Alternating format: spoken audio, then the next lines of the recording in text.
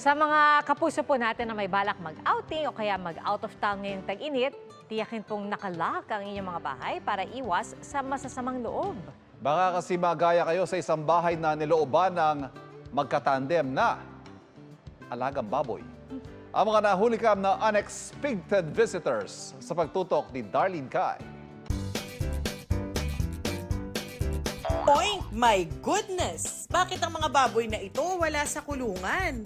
Hulikam silang pag-alagala sa inupahang bahay ni na Shasha na saktong wala noon dahil sa outing. Tila ayaw ng peace ng mga unexpected visitors. Amoy rito, singhot doon, hanggang sa magsimula ng makialam ng isang ito na parabang siyang may-ari ng bahay. Unbelievable! Mapasofa at syurak di pinatawad. At mukhang may napagod kaya ang primary suspect lakda na sa veranda na inumaga pa sa pagtulog. Pati netizens nagulat.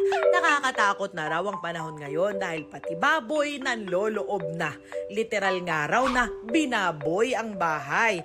Mukha raw nag-enjoy ang mga bisita sa malamig na tiles. May nagtanong pa nga, may bisita naman daw palang darating, bakit umalis pa sila? Ang mga nakawalang baboy, alaga pala ng landlord ng bahay, kaya pala parang boss kung umasta. Nakatakas daw ang mga ito at ngayoy himas rehas.